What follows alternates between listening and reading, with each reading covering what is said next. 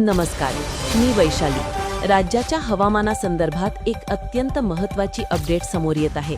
आज 13 मे 2026 रोजी सकाळी 9:30 वाजेपर्यंतच्या स्थितीनुसार राज्यात मान्सून पूर्व पावसासाठी पोषक वातावरण तयार झाले असून पुढील 24 तासांत अनेक जिल्ह्यांमध्ये पावसाच्या सरी बरसण्याची शक्यता आहे।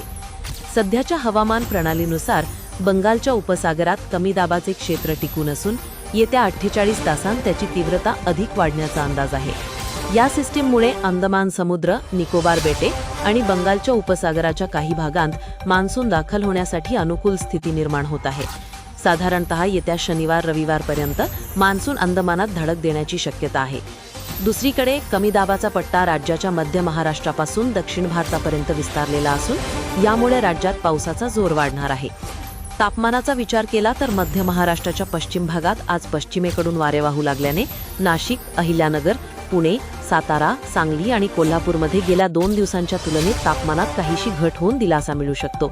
मात्र जळगाव, बुलढाणा, अकोला आणि अमरावती या पट्ट्यात अद्यापही उष्णतेचा तडाखा कायम राहील। आज सकाळी बीड, धाराशिव, लातूर तसेच रत्नागिरी आणि सिंधुदुर्ग परिसरात ढगाळ वातावरण पाहायला मिळाले आहे।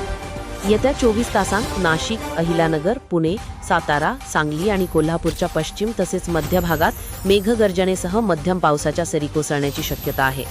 सोलापूर, धाराशिव, लातूर, नांदेड, परभणी आणि बीड या जिल्ह्यांतही काही ठिकाणी जोरदार वादळी वाऱ्यासह पावसाचा अंदाज आहे। कोकणातील सिंधुदुर्ग, रत्नागिरी, रायगड, ठाणे आणि पालघरच्या घाटमाथ्यावर पावसाची शक्यता असून किनारपट्टीच्या भागात स्थानिक ढगनिर्मिती झाल्यास हलक्या सरी पडू शकतात। विदर्भ आणि उत्तर महाराष्ट्रात मात्र नागरिकांनी स्थानिक ढगनिर्मितीवर लक्ष ठेवावे, तिथे एखाद्या ठिकाणी गडगडाटासह पाऊस होऊ शकतो। हवामानाचे असेच प्रत्येक ताजे आणि सविस्तर अपडेट्स आम्ही तुमच्यापर्यंत सातत्याने पोहोचवत राहू। मी वैशाली आणि आमची संपूर्ण टीम तुमच्यासाठी अशाच महत्त्वाच्या बातम्या घेऊन येत राहू।